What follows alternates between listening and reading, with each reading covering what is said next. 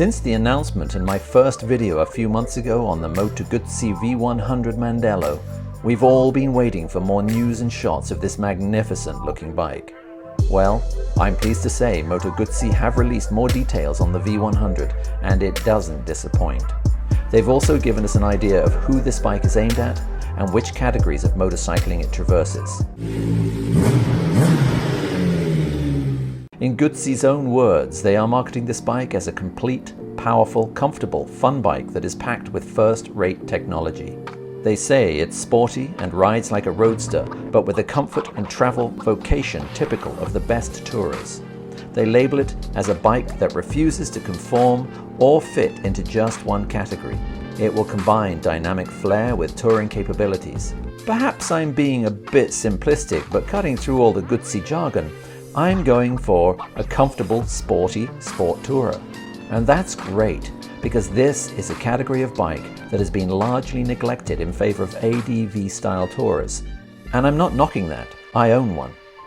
Moreover, and for you two-up sport touring junkies which were, like me, just a little disappointed that Suzuki's GSX-S 1000 GT doesn't seem to offer a comfortable pillion, Guzzi are claiming that two-person travel is at the base of this motorcycle design, and that the passenger can count on a comfortable padded saddle and grab handles, although I can't yet see any in the pictures.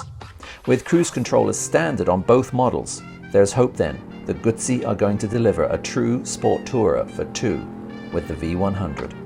Guzzi is really pushing the technology angle with this bike, emphasizing the adaptive aerodynamics, the 6-axis IMU for cornering ABS, and of course the famous now liquid-cooled transverse V-twin.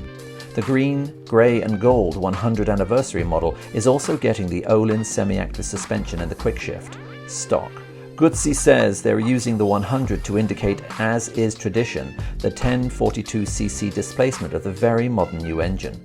While they've stuck with tradition, the eagle-eyed Guzziista among you will notice the engine is entirely new. It's more compact and over 10 centimeters shorter than the V85 block. But above all, Guzzi has rotated the cylinder heads 90 degrees out, which was done to increase legroom and comfort. The intake and injectors are now housed out of sight between the cylinders. While I'm a traditionalist, I like this change, with the headers coming out as they do, but a few Guzziista out there may balk at this.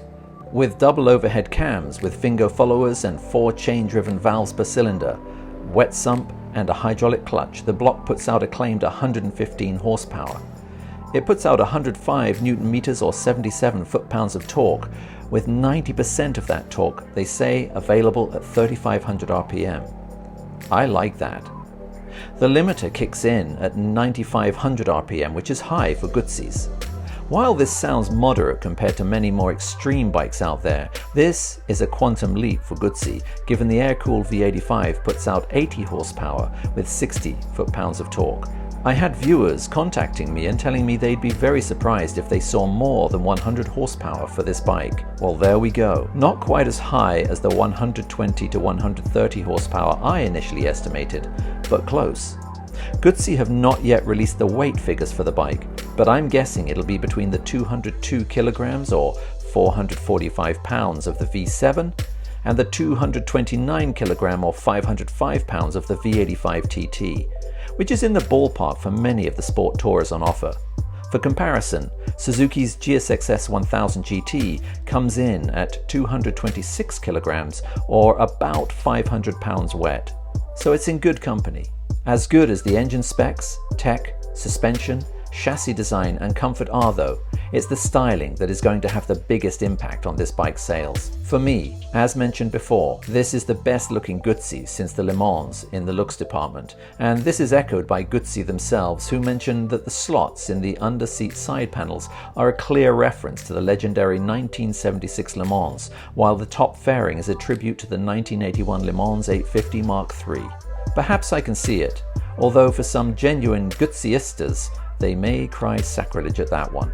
The bike's lines, twinned with that single-sided shaft drive swing arm, muscular tank, beautiful spider-spoked wheels, and even that unusually good-looking stock tail tidy finishes the bike off a treat.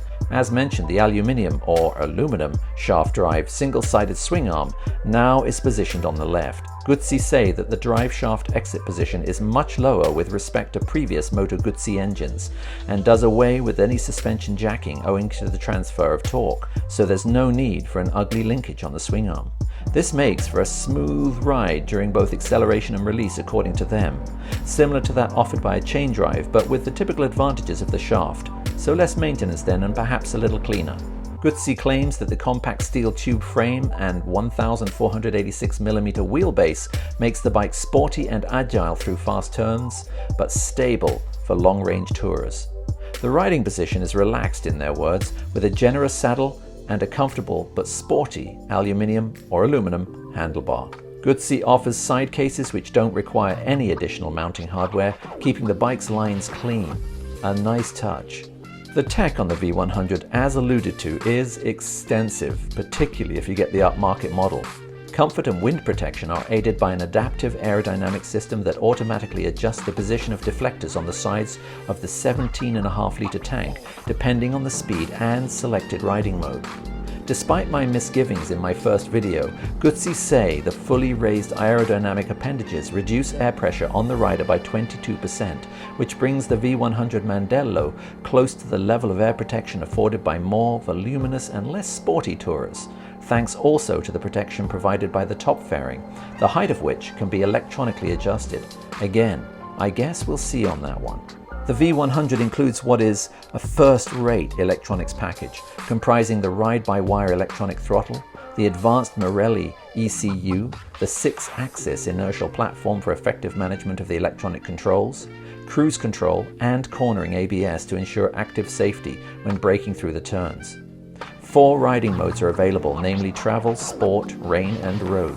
Each of these manages 3 different engine mappings, 4 levels of traction control, 3 levels of engine braking, and, in the version that introduces them as standard, also calibration of the Öhlins Smart EC2 semi-active suspension, which can adapt automatically minute by minute to suit the type of riding and the road conditions.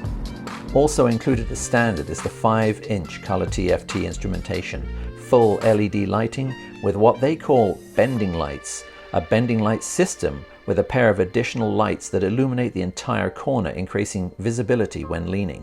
The V100 Mandello is available in 2 versions which differ in terms of their trim. The more comprehensive version includes Öhlins semi-active suspension as standard, but also the quick shift and heated grips. These are options on the red, low or base version. As has been mentioned by others, the humorously Moto Guzzi christened MIA multimedia platform includes a GPS and Bluetooth connectivity to smartphones, all via the handlebar controls, and the GPS function, which allows the rider to view directions directly on the TFT instrument panel once the destination is set on the smartphone. No price has been released for either of the models yet, but I'd be surprised if the up-spec'd one with the semi-active Öhlins EC2 suspension like on the Tuono V4 would be less than 20,000 Canadian. If it was, it would probably be a bargain given the other bikes that are in this range at that spec level. The plain red one, I'm hoping, should come in at 14 to 16,000 Canadian. We'll see though, I have no inside information on that at all. Overall, perhaps the most important aspect of the V100 is that Guzzi is telling us that this new liquid-cooled 1042cc engine is the basis for a family of new generation motorcycles that will come to light in the future. The Moto Guzzi V100 Mandello will mark the start of a brand new chapter in the Moto Guzzi story. Given the comments on my last video on the V100 and the Yellow Ball 900 RS, looks are by far the most galvanizing attribute of a motorcycle. I've never read so much keyboard-generated passion as I have on both of those bikes, particularly the V100. It goes to show that looks, soul, and heritage are perhaps more important to many motorcyclists than just pure horsepower, as both the aforementioned bikes generate about the same levels of performance given their engine specs, which are moderately exciting and more than adequate, but not mind-blowing or trouser smudging. Finally, for those of you waiting for a Le Mans, there may be room in Guzzi's Forma statement to suggest that we could see another Le Mans with this engine. Wouldn't that be a treat? For many of us, it would be the last bike we buy. If not though, The V100 is certainly on my radar in the next few years as Guzzi enter a new chapter in their history. Once again, thanks for watching everyone. If this is the first time you've watched, please consider subscribing. I do motorcycle reviews, motorcycle related product reviews, off-road and on-road vlogs as well as tours. Even though I'm not the most diligent poster, don't forget to follow me on social media. That's Instagram, Facebook and Twitter. And to like. And especially, I'm begging you here folks, subscribe. And don't forget to click the bell so that you're notified whenever I release a video. This is the Blue Marble Rider, out.